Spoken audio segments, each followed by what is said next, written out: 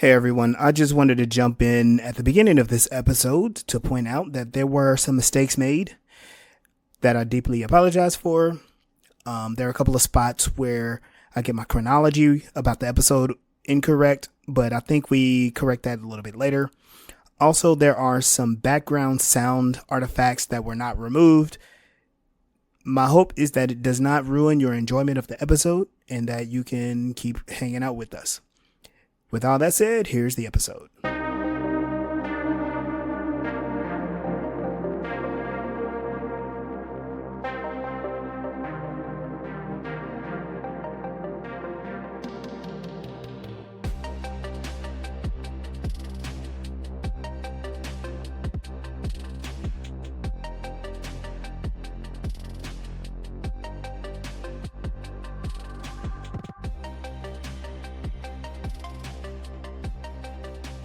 Welcome to Voices in Hyperspace, a podcast where friends get together to discuss all things sci-fi. Our main mission is to review the epic 90s sci-fi series Babylon 5.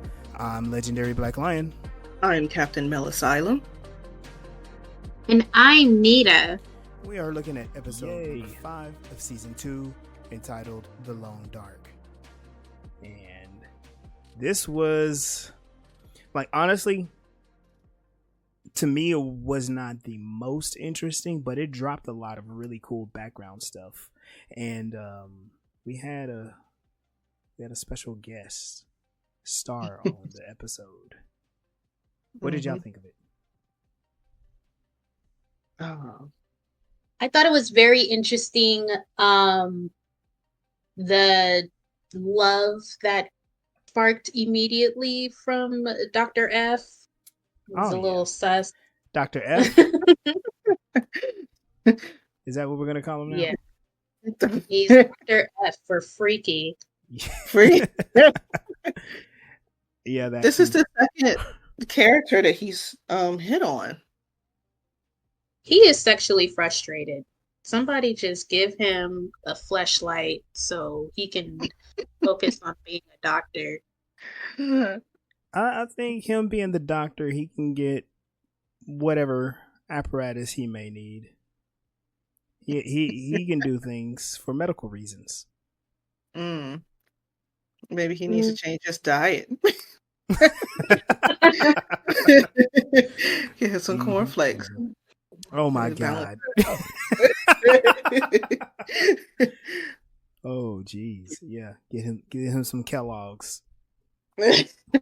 Not the frosted ones, the original ones. He needs the bland cardboard flavor to just kill that whole sexual desire thing altogether, right? Yeah. It was interesting seeing them play off of each other. Because the first time I watched it, when I watched it earlier this week, I was like, I remember that actress. Where from? And then I looked it up, and she was in The Heat of the Night. And like, oh yeah, she was the one always freaking out because her husband was in danger. Like, your husband's a cop. You knew this. Hey, you know what? She definitely can act very well with her face. She has a highly animated face, and I don't know,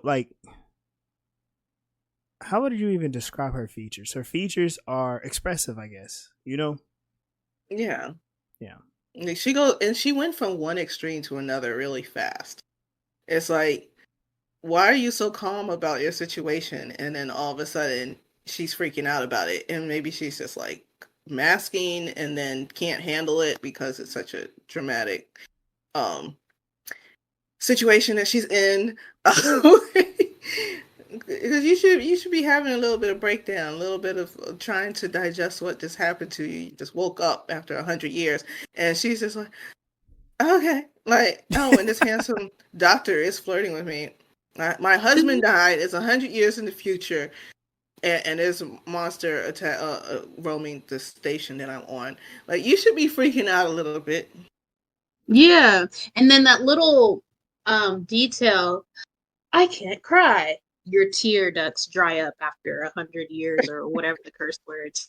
And I'm like, okay, are we going to learn anything else that happens in cryo? No, that was it. All right. I'm pretty sure other things dry up and that might ruin Dr. Franklin's intentions. So Oh my god.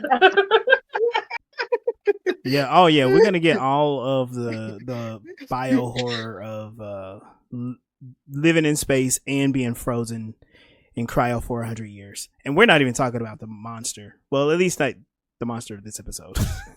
Mhm.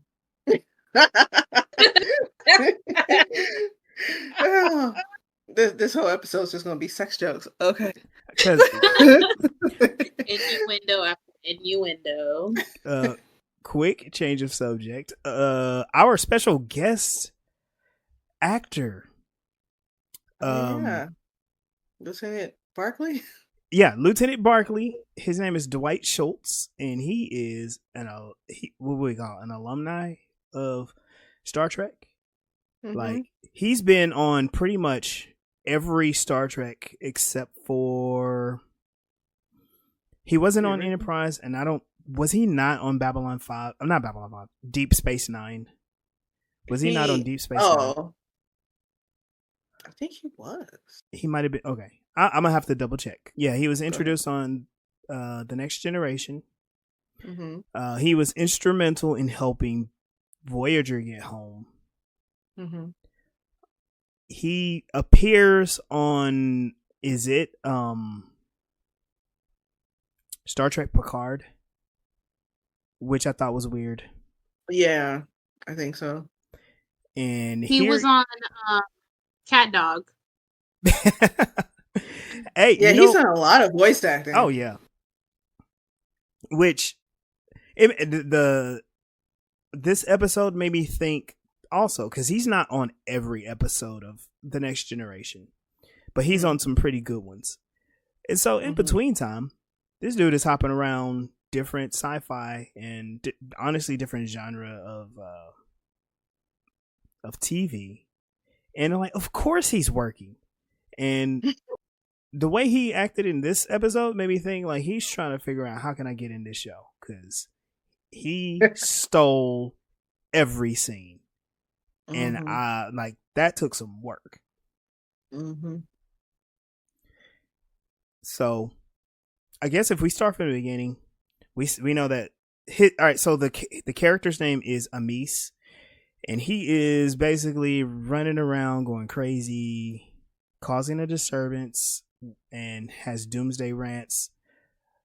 Chief Garibaldi is detaining him, but I thought it was funny when he's standing on that bar yelling, and his opening prayer.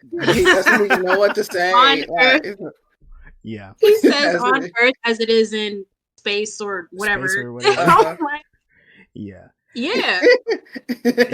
He's really trying hard, right?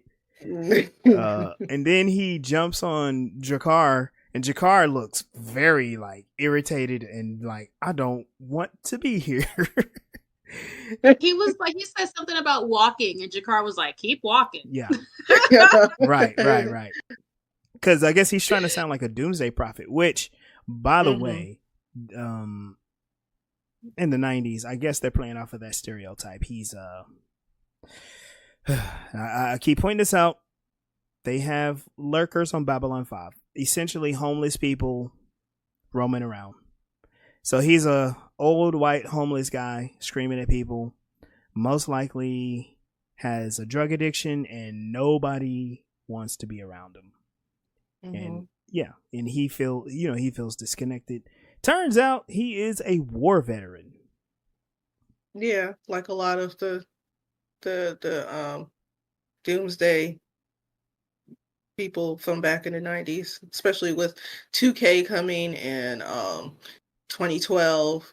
Everyone in the 90s thought the world was going to end soon. And they were... It's like the world's going to end every 3 years or something like that. It doesn't. I used to be in a cult where wherever we say something, you would have to end it with if the world don't end. So like, all right, I'll see you tomorrow if the world don't end. You know what's wild about that? She so casually shared, I was in a cult. And I'm pretty sure quite a few people can relate to that. I have a boss She wouldn't say like if the world doesn't end. She was like, I'm gonna do ABCD tomorrow if I don't get abducted by aliens. And it's just like, you say that a lot, and it's making me really think that you think that could happen to you. I don't know. I like to say that I'm going to plan to do something. So, if the world ends or I get abducted by aliens or hit by a car, but then it also could be that I'm just, tired and don't do it. So I'm going to make the plan to try. See you tomorrow if I still got the motivation. Right. I also thought this was kind of cool because Amis, he's like roaming around. When he's roaming around and down below, he's like finds a window that sees out of the station. On the one hand, that was kind of cool because it's like, oh, you can see down below is closer to the surface of the station. Mm-hmm. And it zooms out and it shows the station. Pretty crazy. But what he's ranting about, we'll catch on to here in a minute. Ivanova, they're in I want to say CNC, but that's like the control deck. What is that even called? Command center. There we go. Oh, okay. I'm gonna just use that, and if y'all disagree, fine. Command center sounds good. Join our YouTube, make comments, engage with us. Tell me how wrong I am. Anyway, so they detect a signal, and Ivanova's all confused, like, I don't know what this signal is. Captain Sheridan is like, that should say USS. And Ivanova's like, Earth? Turns out what they detected was a sleeper ship that was drifting in space on a 100 years journey.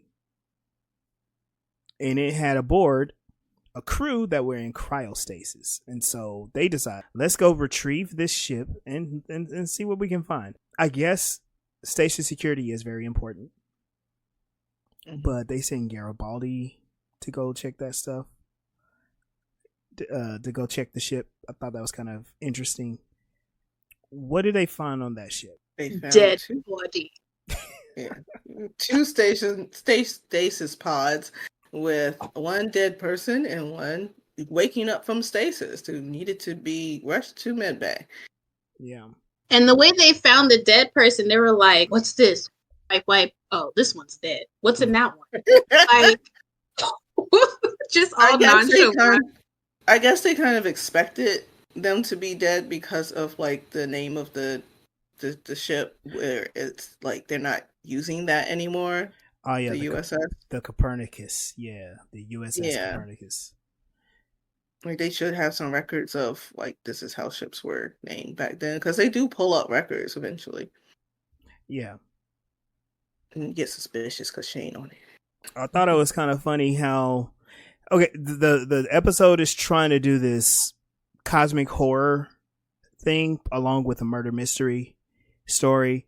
And so when they do discover the first dead person, their face is all like, it's like desiccated and it's like a skull and stuff. And the music hit is like a little bit of a scream with like this guitar riff and strings. And it's supposed to, like, if it were a movie that would have been a jump scare, but it's like, I guess it's not really anything to be afraid of, but it was kind of unexpected. But if you found a ship that's 100 years old, I mean, everyone should be dead, but we should not be surprised. Right. So they're trying to surprise us, scare us with this dead body, but at the same time, the crew is not acting surprised by the dead body. Like, okay. Yeah. Like, okay, yeah, it's creepy, but you adding the music to it seemed like too much. Yeah, it added drama to an already drama-filled episode. And then to revive the other person, they bring Dr. Franklin, Dr. F. Dr. Freaky. Dr. Stephen F. Franklin. I wonder, hold on, wait. I need to see, does he have a middle name? No, I just watched Dr. Steven. Copernicus was an astronomer, and he was like, "Hey, y'all, the sun is the center of our solar system." So, Yep. And it took a long time because at the time the Catholic Church were the de facto state. And I learned something. I don't know if I told you guys, but the Catholic Church thought that the rings of Saturn was Jesus's foreskin. Oh, I did not know that. Now you know. They used to think that. what? Why? Okay. I don't want to I know why. we're going to ask a lot of why when we I know. have Catholicism revealed. Um, and believe it or not, this series reveals a lot of Catholicism. It's so weird. But Dr. Franklin successfully revives this cryostasis. This person from cryostasis. It is Mariah Cyrus, who is Anne Marie Johnson, and I was, as a youth, I didn't like look at the other TV shows that she was on, except for I think I may have seen in the Heat of the Night, which that show seemed like it was on forever. It's probably still on right now. But they take her. I always wanted to know what was the procedure to revive her from stasis. Of course, I mean, if they only had 100 years and it actually worked, of course Dr. Franklin would have the technique, but I'm like, man, like what? And she said that it was meant to wake them up when they hit a signal. Yeah. And the signal that they got was from DS5. Not DS5. Sorry. B5. There we go. Yeah. Yeah, Heat of the Night had 8 seasons. Yeah, so it was on forever. Because what each season was like 20 some odd episodes, right? Something like that. Oh no. Dr. Franklin kissed Mariah to wake her up. You didn't see that? He does what? He kissed her. Oh my goodness. Are you saying he did the Sleeping Beauty thing? Yeah. I mean, he did kiss her eventually. The other thing that Franklin does, like I said, this is also a Franklin-centered episode. He is doing autopsies on the other corpses, and him being a doctor, yeah, that makes sense. And him dealing with dead bodies a lot. He discovered that the other victim died of organ failure. Well, due to missing organs, and that's just the beginning of a mystery. And what in the world? He died of organ failure. Organ failure. No, missing organs. Well, yes, like that's what? Well, they failed to work because they were in the wrong place. Yeah, that's like so and so died of organ failure. Oh, how? He was beheaded. Like what? Yeah, that organ. The organ failed to serve him. His organ failed to stay attached. It failed. Yeah, And MedLab, he's talking to Mariah. He meets her, and he's being all super, I guess, approachable.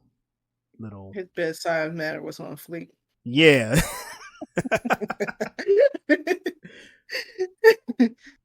And she's all explaining why they started, and this is where we can get into companies will be freezing people and shooting them into outer space. And that totally sounds fictional, right? No. Corporations sending people to space. Whatever Happened to Monday? Yes. What? I did. Whatever Happened to Monday or something like that? Yeah. Mm-hmm. I liked that movie. And I liked the twist where the humans were not actually being frozen. They were being burned. Oh, jeez. Oh, was I supposed to say spoiler alert or something? I think that show is like several years old. Well, isn't that how Columbus got his funding? Because they weren't trying to explore. They was trying to find another way to India, and they were Yeah, stupid they about weren't it. trying to explore, they were trying to exploit. Yeah, yeah. And Columbus had nothing to do with the Pilgrims. If Not at anybody all. No, ever thought that like I did, this episode of ours is a history lesson. That's what this is. We're learning about most of them Catholic kind of Church are. This is a good and one. Yeah, yeah, it's good. And also, the celebration of Columbus Day has nothing to do to commemorate his discovery or him being lost in the Caribbean. It's more Mhm. about normalizing Italian Americans as being American and not marginalized. It took a Oh, long time for Columbus to be hailed and celebrated, and people people were like, "Okay, yay, Italians and are Americans," and now they're like, "Well, this Columbus guy wasn't a good guy." yeah. I Anyway, think I'd rather celebrate Boyardi. Chef Boyardi Boyardee. Like didn't. Yes. I was like Like, the canned ravioli. let's Oh just my start with god! saying his name right. Yeah, I'd rather celebrate him than Columbus. Like, Mm. just bring us food. Like, we'll just celebrate chefs from all over the world.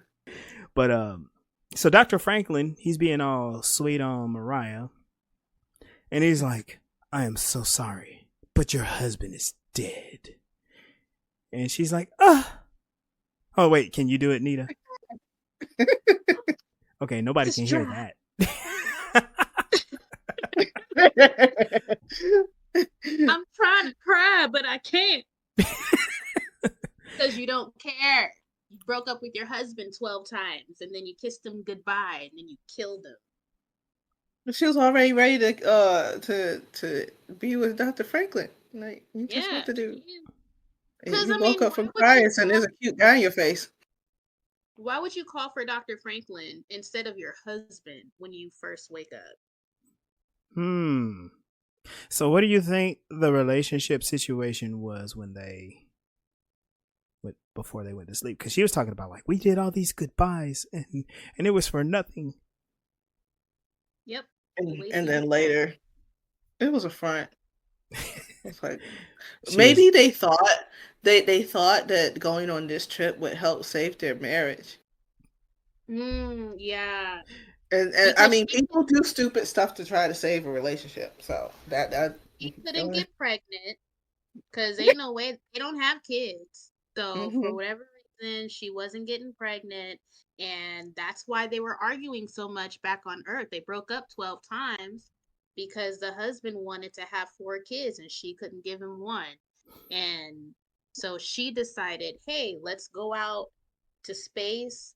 We'll go on this nice little spa, you know, and take a long nap, wake up in the future, and all of our problems in the future they'll be able to put a baby in me, right? Mm. There's Yeah. also the prospect of what money they would make from their findings because they're supposed to find something. yep. Oh yeah, they didn't mention any funds, did they? It's like, Mm. yeah, can we just we'll fix our problems with money. If we were rich, we Were wouldn't worry about if I can have a kid or not. were you sent into space 100 years ago? You may qualify for compensation. Right, right. That's the commercial they should have put on ISN. Which it makes me think like there were probably a lot of people like that. If it seemed if we make assumptions based on other sci-fi shows, and like in Star Trek, it's a ton of people who get trapped and changed and copied in transporters, or saved for decades at a time and then brought back. So Hmm. Babylon 5 is probably a bunch of people who are frozen, lost in space. And the reason why I'm even thinking about that compared to real life, I know we got like this weird space race between billionaires trying to send people to space. Yeah. So maybe there Well, was a competitive reason to send out cryostasis pods. right, the same as the space race. And then, like you said, there being a space for people who's been messed up by all the stuff in space. In Star Trek Lower Decks, they have a special little spa that they send them all to. It was, Spa. yeah, but they don't believe it's a spa because the guy taking them there is like really creepy. It was the one where the one girl makes a dog, but she has no idea what a dog actually is. And the main guy with the purple hair, he gets messed up in the transporter, and he's like transparent for most of the episode. Oh, jeez. Yeah, I just did a binge of all of Lower Decks, so Oh yeah, Lower Decks. for my birthday. Oh, I like how they like to lampoon all the weird science and storytelling issues in Star Trek. Mm-hmm. How they change timelines all the time. And anyway, so of course, Mariah is experiencing disturbing visions, and she blacks out. Dr. Franklin is there to take good care of her, and I wonder where he takes her. We'll talk about that in a minute. Meanwhile, Amis is roaming around looking, and he's talking to he recognizes the Copernicus, and he suggests to Garibaldi that it has brought on a soldier of darkness onto the station, a dark entity that he has encountered before. And this I thought was kind of interesting because we got a little bit of what's going on. So looking at Amis, he's a lurker. We know he's former military, and he's harassing everybody. And now he's warning that this new ship that pops up, it's brought darkness with it. And this can look like this is a person who is delusional, latching on to other things to like continue the delusion. And the presentation of this bothers me because there are so many people, like even today, their whole thing is like, I'm trying to warn the people. I'm trying to warn the people. And then they latch on to the new trend. I'm trying to warn the people. I'm trying to warn the people. And it's like, you're not really doing anything but feeding your own like delusion. The unfortunate part is like, he's kind of right in this case, but it just makes me think of a lot of people who latch on to conspiracies that are easily discredited. But it's like, because at the time nobody said anything about it, that's what they're going to latch on to. And then they just ignore it when it gets debunked. Right. Well, and like a lot of them have been debunked, and some people just come up with excuses to feed their delusions, like flat earthers. I'm and waiting. The vaccine people. I'm waiting on some specific people right now to offer me some apologies, because along with those conspiracies, they straight up lied about some stuff happening in our town, and I showed them that they were lying, and they ignored it. And I'm just like, no, you need to apologize because you lied. Anyway, it switches to down below, and I was kind of curious about this because it shows like this really cool like top angle of a thing flying around, and it shows a Drazi alien, and the Drazi alien turns around, he looks surprised, but then he offers up his hands like he's begging, and then he immediately gets attacked, and then of course we assume that he's dead, and it goes, it cuts from that scene. And I just thought, like, how many people, including the aliens, I guess, yeah, the aliens are people, but how many people are down there? Right. And do they keep track? I mean, they should keep track because they should have records of people coming in and out. But then also, some people are born down there. There might be kids down there. I don't see how they would survive very well, but kids need stuff. Kids need stuff. Right, like that kids telepath that they found last season. Just hanging out down there.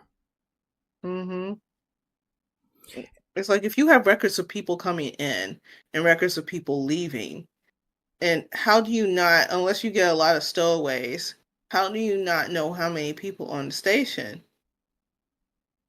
Right. especially if ships need to have like well, no, maybe they don't, but like weight um requirements and stuff, or putting things on ships, especially like with the shipping, but they're probably charging them based on the shipping, which was an issue with the olive oil last episode. But um yeah, that technically they should know, but I think that's one of those things we're supposed to overlook because of the philosophy. It's like people are lost, so we don't really know how many people are lost down there. Yeah, they're not explaining that part because I think it makes for better storytelling if we just assume like an unknown amount of people get stuck down there, even though they have ways to track people, they have those identicards, etc. Mm-hmm. And then shouldn't they know how many people's on the station based on like the capacity Yeah, for stuff like air, like yeah, resources in yeah, general, like the weight yeah, of the station, so they could properly turn it and have enough energy to do that too. right. Yeah, Yeah, so they should know the weight and all that. Yeah, they're overlooking some science stuff to uh, better explain the theory of the speculative part of this fiction. yeah, Well, maybe, the Drazi had the that fighting, fight, and the bedlam. yeah, and they were killing people. Maybe so many people are being killed that they don't notice the difference in numbers. A lot of people are being killed, But you would and notice if there's a dead body on an enclosed. yeah, well, you'll see later. I What is don't it? mind spoiling this. They shoot dead bodies out into space, so Mm-hmm. Yeah, that's a they weight shown saver. that already because they And then had that's somebody die, and it was like, well, they can't afford to go back to Earth, so I guess we gonna have to shoot them out into space. mhm. You got And then there's that security guy who was like, "Damn lurkers, we should space all of them," or something yep, like that. And I yeah, was like,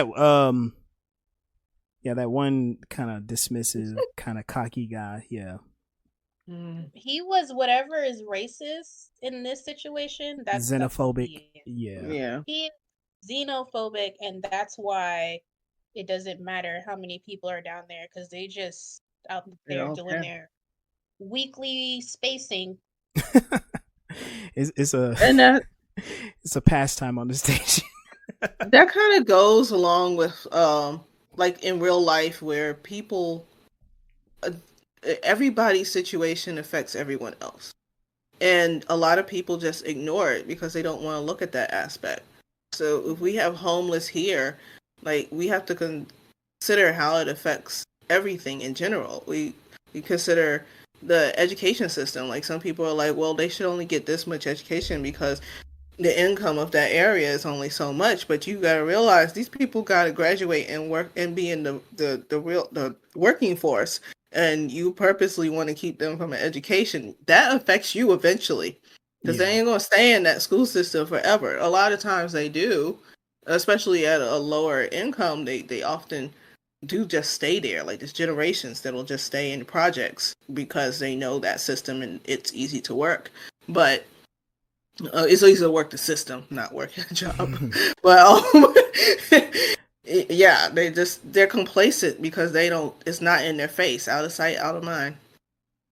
And even the things that are like this, Amos is a vet, and he is essentially homeless and appearing to be suffering from PTSD, which is Mm-hmm. a very real current problem. We have a lot of veterans who are on the street talking to themselves and doing all kinds of things because they have PTSD, and they may be violent because of their interactions in a war or whatever near death experiences they had while active duty. Um, it's frustrating. I'm a veteran myself, and I get nervous for the veterans that are out here. Like I'm in San Diego, which is we've got the Navy, Air Force, Marines, and Coast Guard. And do we have Army people out here? I think so. I think we got an Army situation out here too. We got all the people. And it would make sense to me that the veterans who make their way here in San Diego would be taken care of because it's a military town, but they are not. They are left out on the street, just like Amos, and dismissed and told that he should just be killed. Just kill them all. Right. Like the fuck? That I Mm. don't know. That really rubbed me all the way wrong. Yeah. I just learned again that a lot of people who retire from teaching end up with mental issues. A lot of times they can live on their own, but they often have like family members. They often have kids and nephews and stuff that can help them, because of the type of community that you have as a teacher in your stationary. So you have that type of community, most of them, but a lot of them end up with things like Alzheimer's, um, just losing their mind, like losing the function of their mind, not necessarily a PTSD thing, even though some special ed teachers end up with both PTSD and I've met a teacher who had to quit because she had too many concussions. But they're like, Jeez. oh, teachers have good insurance, and like teachers can barely afford rent. But You see, and that narrative always, like, I hate hearing it because they're comparing it to like the best paid teachers in the country, and that's a minority of people. right, and it's always usually the private sector that's being paid. It's never the public schools. And then sometimes people will look at, oh, well, professors get paid this much. Like, you're completely ignoring who's teaching the children. Like, people choose to go to college. People. Right. Right, exactly. They choose to go to college, get We're those working with degrees, yeah, keep your certifications, stay licensed, buy yeah, supplies, all of that. and with like high school and under, you're working with a public who's being forced there. Like, often they don't have that choice. You have a choice to go to college. You have a choice to go to a public school. I mean, a private school. A private school can kick you out. A college can kick you out. And yeah, you can be expelled or suspended, but to an extent, the public sector has to take care of your education in some form. So we're kind of, and especially in special ed, you can't suspend or expel them for anything they do. So you're kind of stuck with what you got, and you have to deal with it. And they don't realize how much we deal with, Right. or the teachers deal with. They have no idea, and they don't care. They're like, oh, the kids are cute. I'm like, Like they're tiny human but beings with a lot of the complications that come with that. mm-hmm, Yeah. mm-hmm. But also look at, all right, back to Babylon 5. Look at the contrast. Because I think we see this parallel in real life. So we have the lurkers down below scrounging for food, and up above we have an officer, the head of security. He's walking around taking a patient to basically a what seems to be a pretty expensive restaurant. Mm-hmm. And they're walking around. They bump into Jakar. How do y'all like his direction as a character now? Because what he's doing is he's like making a lot of cryptic statements. He's paranoid. I don't know. I like Jakar. I was very attracted to him in this episode. I was like, ooh, he look good. What's different? Is it his eyes? I don't know. Is it the braids? He don't have hair. Anyway, he said go back to the past where you came from, and then Yep. that triggered so and so to pass out. Go back to the Andreas chews through every scene he has as Jakar in this episode. And his performance is one of the major reasons why I liked this series. And this is where we start to get to see a lot more of that. And this is where Dr. Franklin helps Mariah. He doesn't take her back to med lab. He mysteriously and conveniently takes her back to his quarters. Like, wow, Yes, it was closer. Right. Just happens to be closer than the place I need to be after I pass out. Gotcha. Um, Wait, did her clothes change? you know what? I'm sorry. I missed that part. I know you made a note about that, and I'm gonna have to go back and watch again. Please, because when she came to in his bed in his home, I noticed immediately her clothes, and I'm like, I don't think that's what she was wearing before. Yeah, he again, he helped her. You know, the doctor needs to make sure that his patient is comfortable. And I got parts mixed up. He's at this point he's just Dr. Franklin is just escorting her around the station. They haven't gone out to dinner yet, but when they do, it is a very stark contrast to lurkers living down below, and the officers. The officers complain about having to pay for so much stuff, but they're upstairs in restaurants eating. Which I gotta talk about this part. In one of the bars or restaurants, Garibaldi is sitting down to eat, and next to him is a Drazi, and he has a plate full of noodles and tentacles, and the tentacles are still alive, moving around. They are Centauri penises. They are not tentacles. This might point out to the reason why there are not that many Centauri that stick around on the station for long. I don't know. And the Drazi offers Garibaldi some, and Garibaldi just looks at it just like, nah, I'm trying to cut down. And it's like, yeah, this is them trying to remind you, like, we're in space and these are aliens.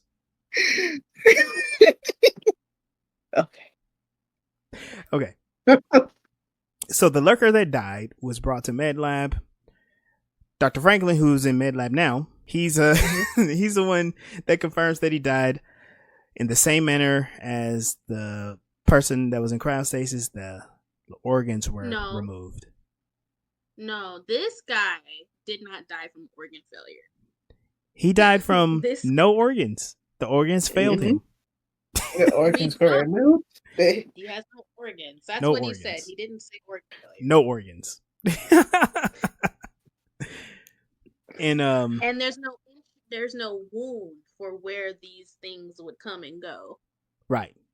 And this is kind of where Garibaldi and other people, well, everyone is starting to suspect, like, okay, this didn't start happening until Mariah showed up, and they're starting to think like there's something with her or with their ship. There's like, is she turned into a monster eating people, or did something come with her? Which I got to be honest, this part of the mystery just doesn't do it for me. It's like, we know it's not her. Like, yeah. It's like, how is she doing? Like, she didn't take any of her tech off the ship. And we know that humans didn't have that type of tech back then unless it was really secretive. And for some reason, they needed to take that on a deep space mission.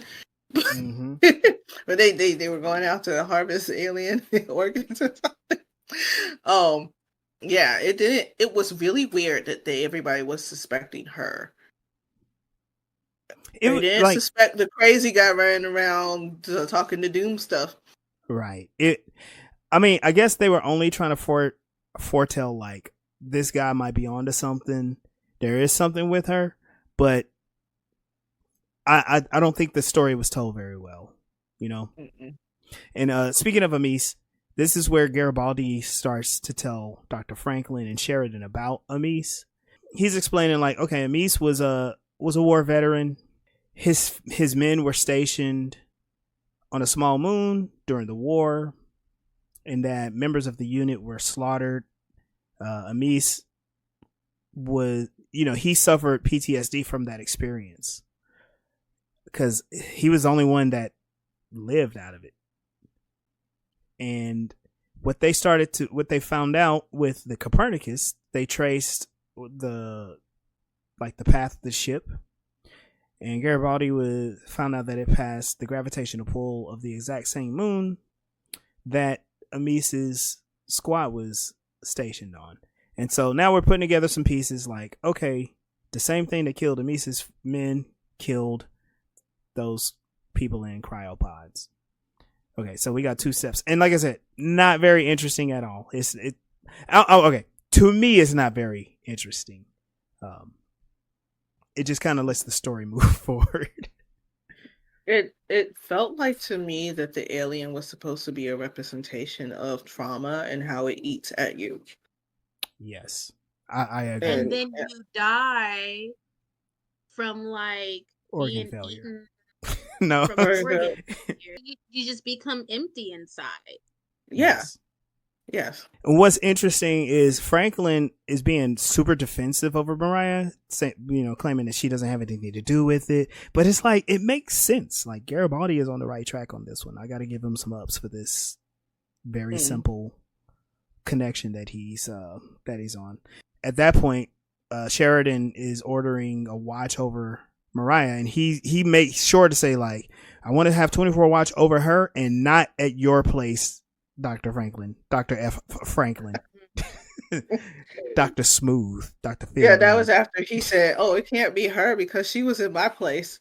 And it's like, okay, we don't have proof that she was in your place. Well, why is she at your place?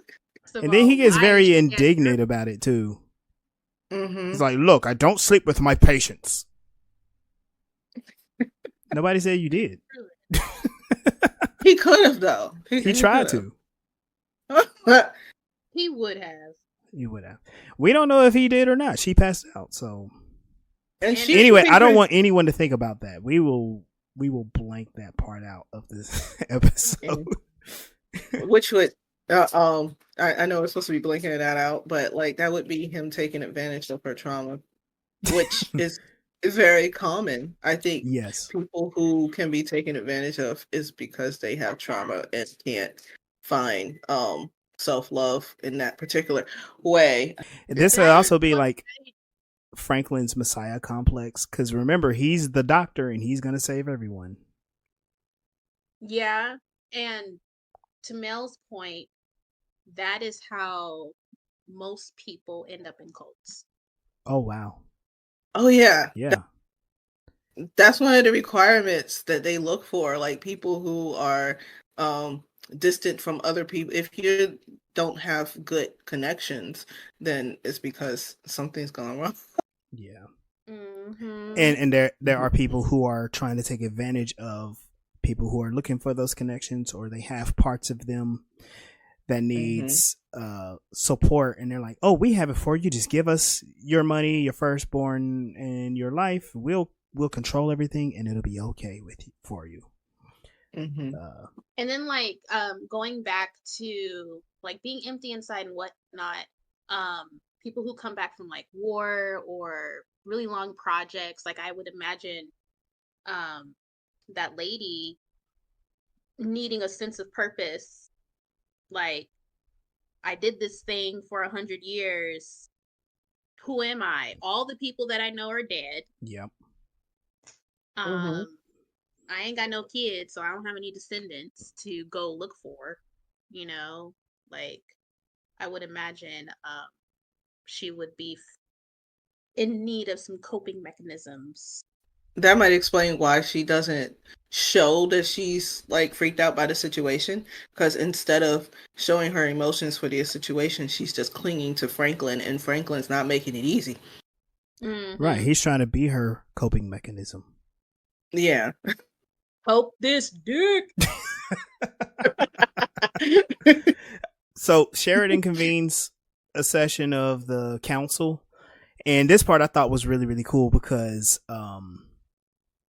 you get to see some of the art and production come to life. So all of the alien council members, they have makeup as far as like face masks on, and then the rest of their costumes are like robes and flowing cloths. And I'm like, that's genius. They really don't have to do much to clothe these people to make them look like they belong.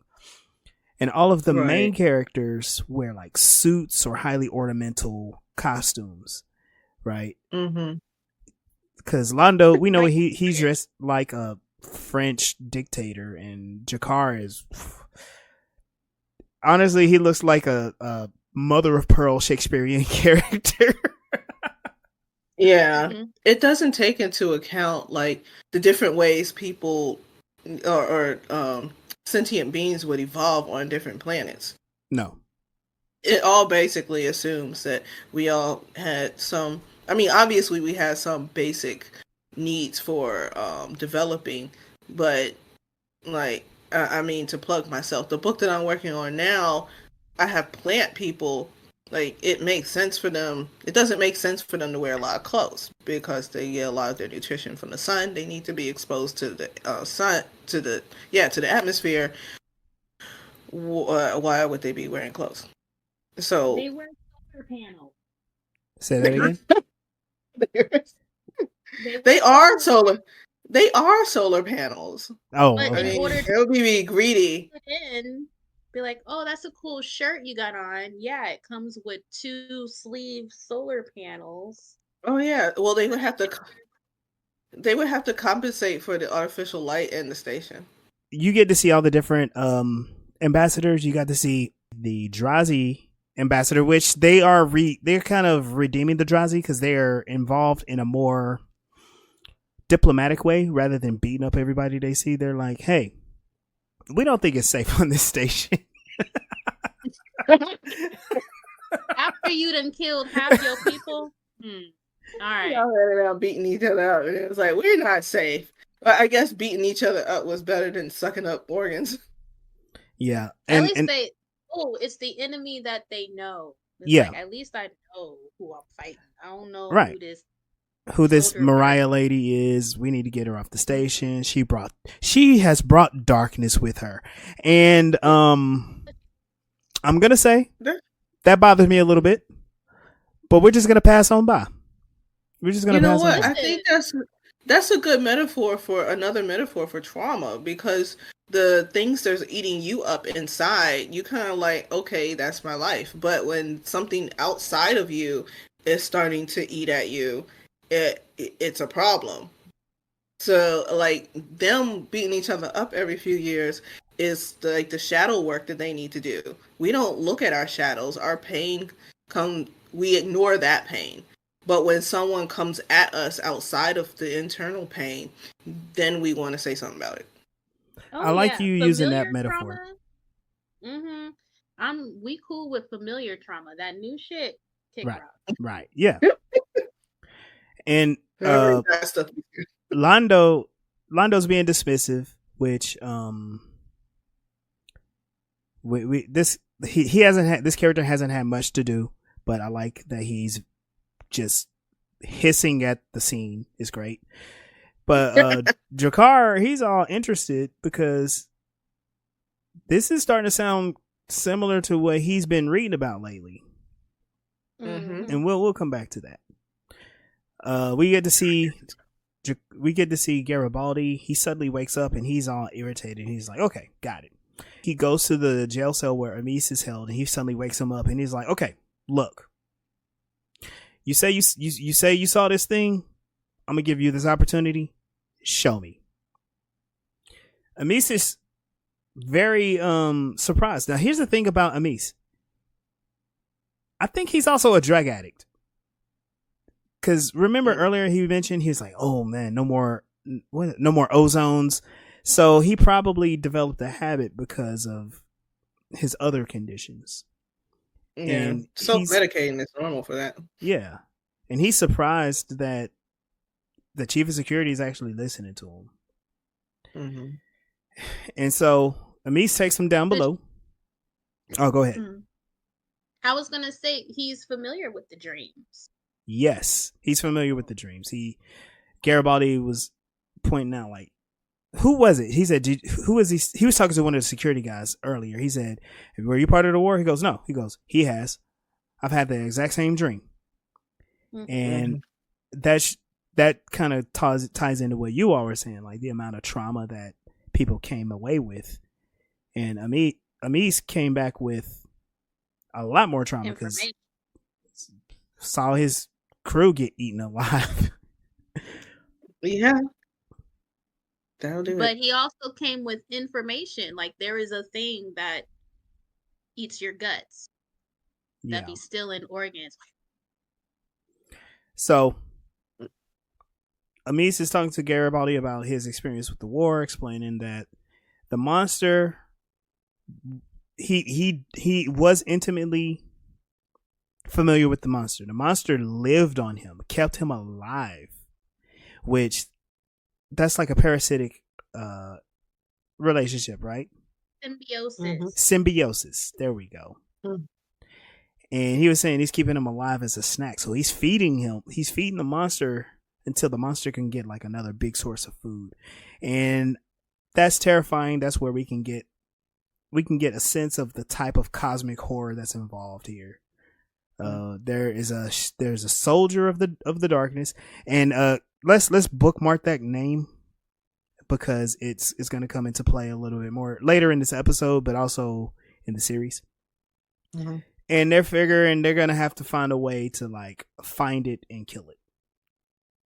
Now, Franklin finds Maria aboard the Copernicus, and she's reflecting on what happened. Which, okay, shouldn't there be a guard on the at the Copernicus and like a crew making sure that nobody can get on that thing? Like, shouldn't that like eventually become a museum or be the property of the company that owned it? Yeah, like it's technically an artifact. Yeah, but I don't know, until there's a buyer for the artifact, I don't think they care. Well, then it would be property of the station until there's a buyer for it. Yeah. It's Maria's I don't know what. home. Huh? She's at Yeah. home? That's her home. It's been her home for 100 years. Yeah. It's that we don't know if they got her. We don't know if any of these people come on here and randomly and get like a place to live outside of staying in Medbay. They But are entitled to station. Yeah. And this is the part where she reveals that her and her husband are having problems. And of course she's telling Dr. Franklin. He gets all the juicy bits. He wants her juicy bits. Didn't. And she's you snorted. That's great. This is where she's saying that she wants to get revenge. She talks about the types of dreams that she had. She felt like she was not alone in the cryotube. So she's experiencing the same thing Amis did. She was being kept alive while being lived on by the thing. Mm-hmm. And that's just wild. In the meantime, Garibaldi is trying, Amis took off.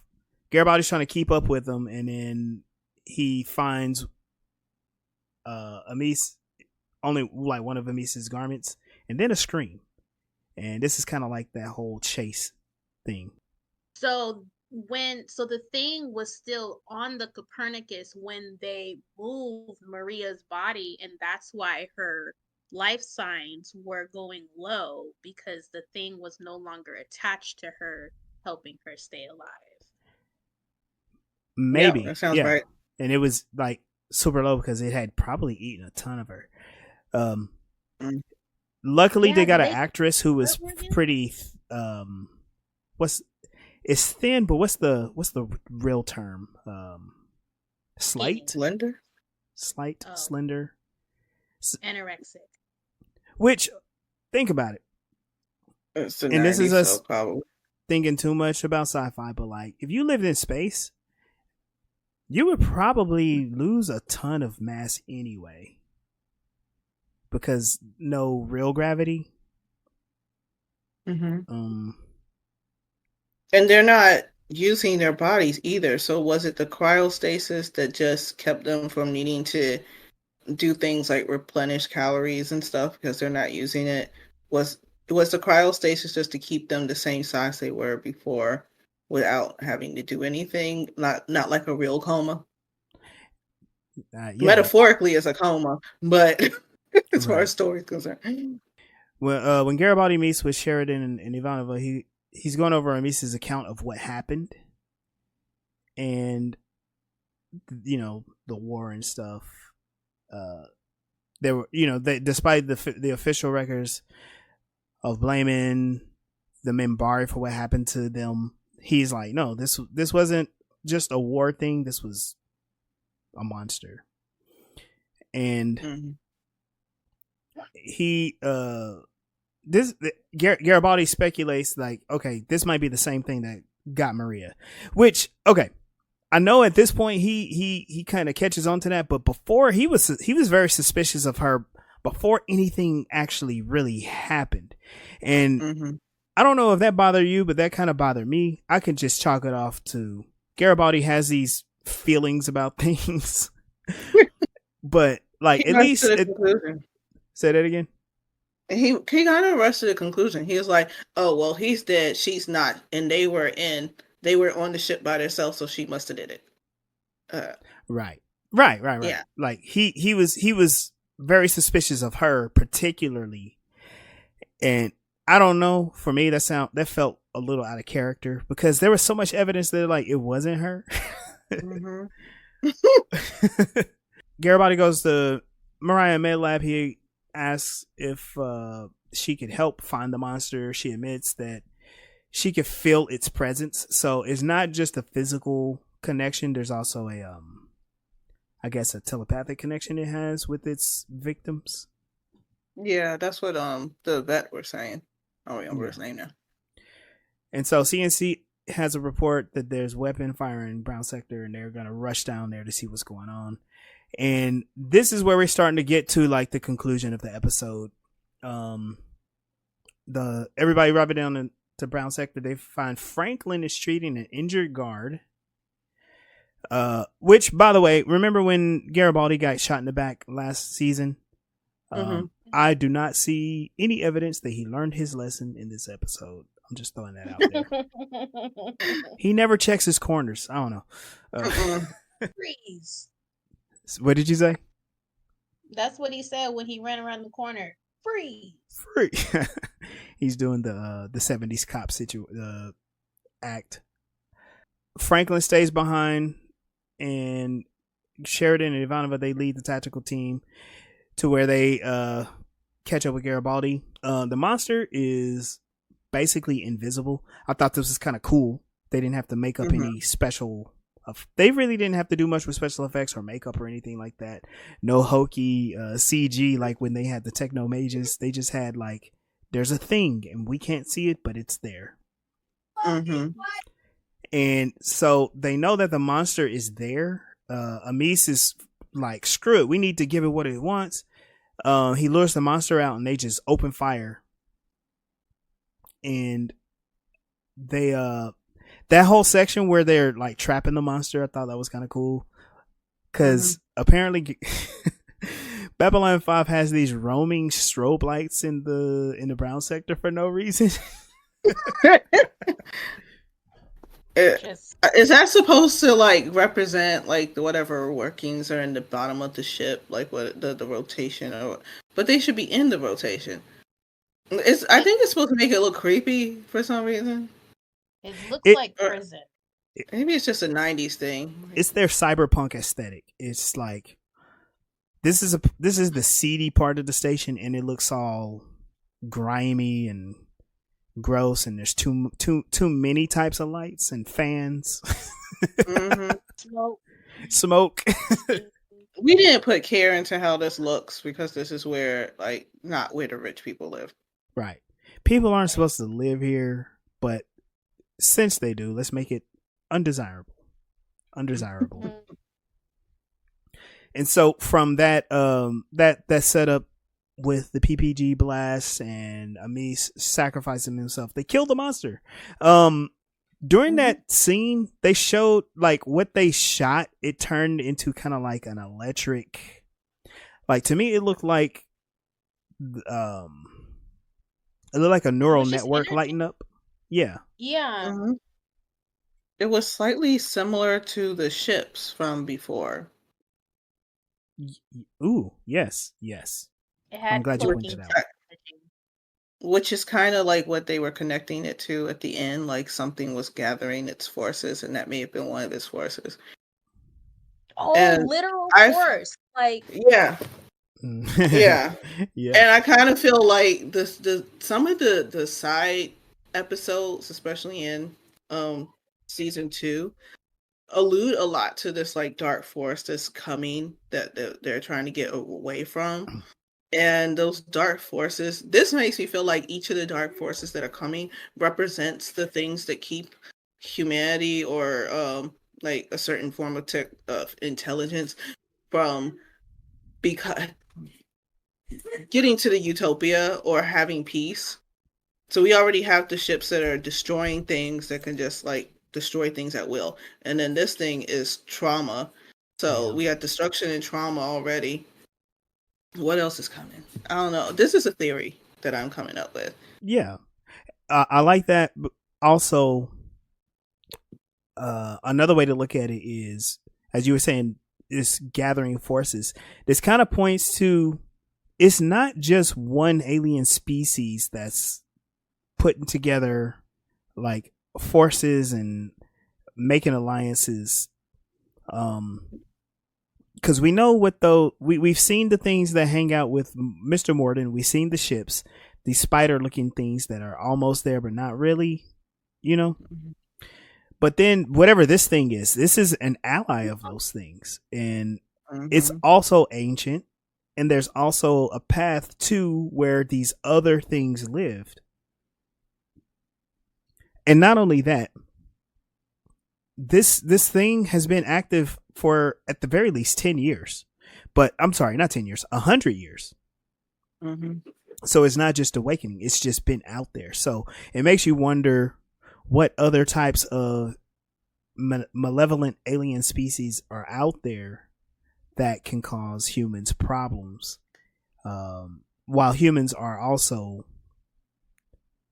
dealing with their own problems with Psychor, with the fascist government, you know, Free Mars, all of that. It's like the Power Rangers and how they all come together to create Optimus Prime. You know, it's just misunderstood forces because it was sucking out the guts of the people in the war because he was like, you guys stop fighting. So he's trying to help them to stop fighting, and then all the pieces of Optimus Prime is trying to meet up so that they can bring everybody world peace. So that's why he's eating the guts of the people like in the spa and on Babylon 5 because it needs energy to make it all the way to the rim. And if it would have just made it, then, you know, the last Captain Planet human can put their ring together. The thing is, Nita, you are on the right track. Yes. So after solving this problem, Amis gets treated for injuries in mid-lab. Mariah is there. She's thanking Franklin for all of his help. You know, she told him to get his $40 off the nightstand on his way out.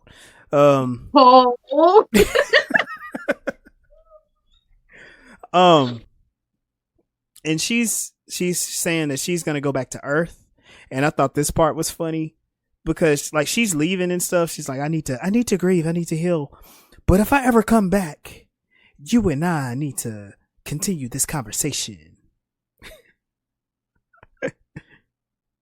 And yeah, they have. He'll find somebody else in a spa. He's a doctor, so yes, he's a man whore.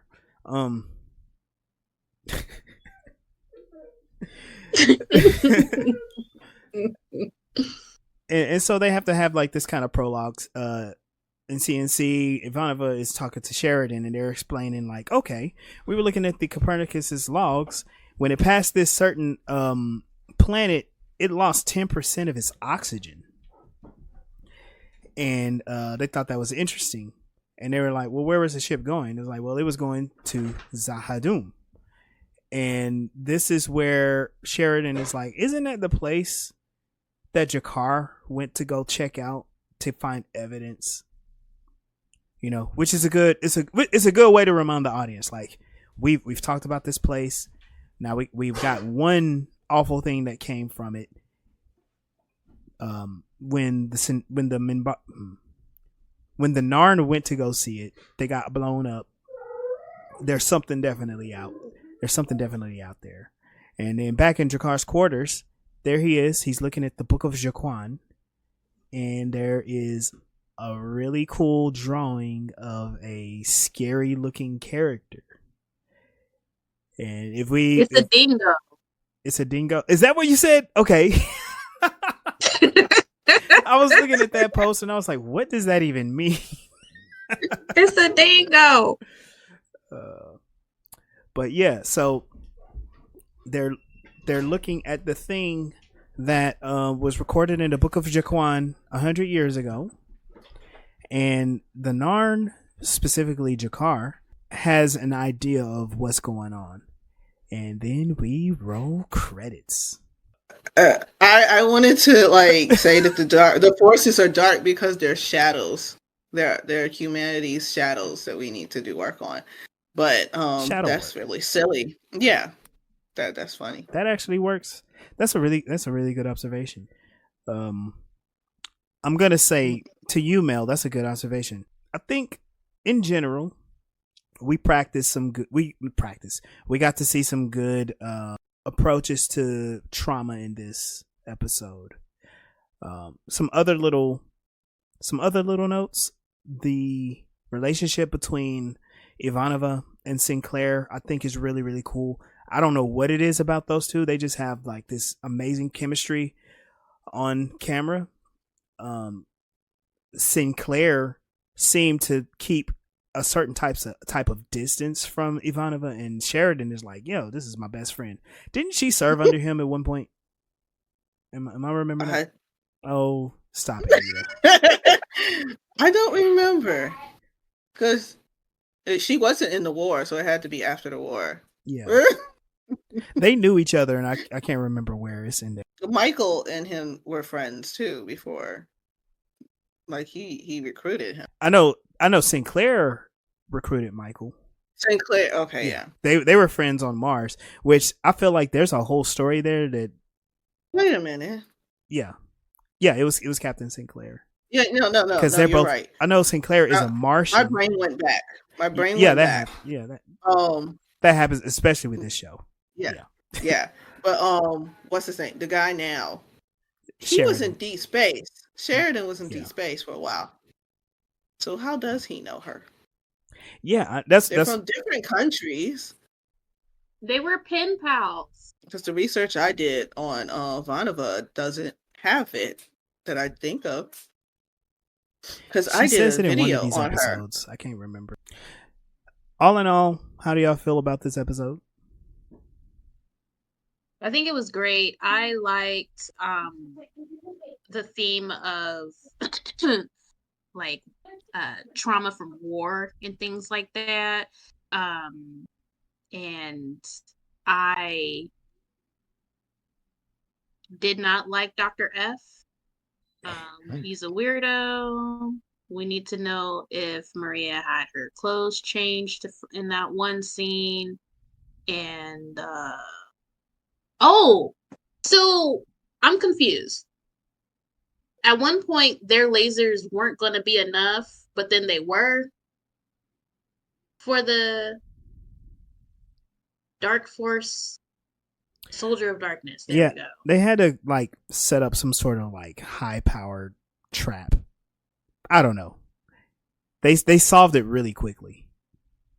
And was it killed or was it just like it ran away? I couldn't tell.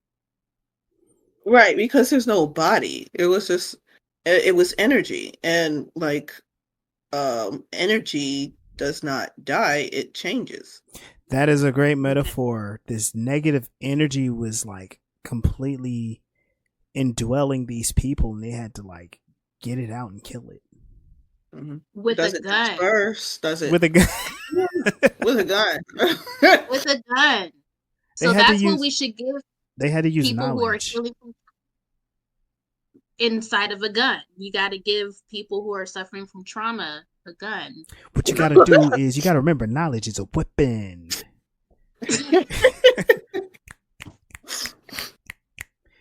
Oh, yes.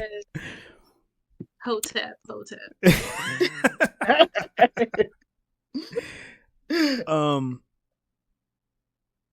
Yeah. All in all, I thought, it was not exactly a filler episode. It was a lot of really cool performances in it, but the story was just not really great. maybe a little rushed, you know? What happened to Delenn? Where'd she go? Yeah, Delenn and Kosh were not in this episode at all. Delenn is getting her hair done. Now that she That's a new thing she got to get used to. Y'all got to do this every day. Yeah, girl. She had a hair appointment. She was gone. Londo was like, just kill it. Why are we even talking? Yeah. That's just answer to everything. Yeah. Anything new that they not conquer. Anything they can't conquer, you destroy. That sounds like his people. He treats crises on the station like a nuisance, and stuff that doesn't directly involve him, he's like, kill it, and then he's like, I'm going to my quarters, and we never see him again. He's like, I know exactly how to handle this. I'm going to my quarters. I like this episode. It was very interesting. So I think we're gonna wrap it up right about there. Unless anyone has any extra to say. Yeah, Dr. Franklin needs to remember his proper apparatuses for safety around his patients. Yeah. Is that his way of expressing his trauma of not being able to save everyone? We will explore Dr. Franklin's specific trauma in future episodes. But let's just say I would have the same guess that you have. Well, it's been great. Everybody get some therapy. Find yourself. I medicated, like especially in the 90s when it came out, this wasn't a popular time for therapy. Like, you had to seriously have something wrong with you or admit that there was something wrong with you, which people did not want to do before you went to go get therapy. Now, like, TikTok makes therapy trendy, which is great. I hope it stays that way because people need it. I also think like therapy in the 90s was not so accessible, Right. Therapy in the 90s was to rub dirt. Yeah. I have no experience with therapy in the 90s other than some of the TV shows. There, what was it on that movie Independence Day? That guy with the raspy voice. I need to call my therapist. I need to call my mother. A joke. So it's treated like a joke. But yeah, it's a joke. It's a bad joke too, because certain movies had certain types of people address therapy, and then everybody else didn't, and it was problematic. So yeah, I was put in therapy as a kid, and I literally had one therapist that just yelled at me and told me that I needed to like myself. And I'm like, you gonna give me any tools? We gonna talk about why I don't know? Like, nothing. Even like, I don't know, 15 or 16, I'm sitting there like, why are you yelling at me? You're supposed to be helping.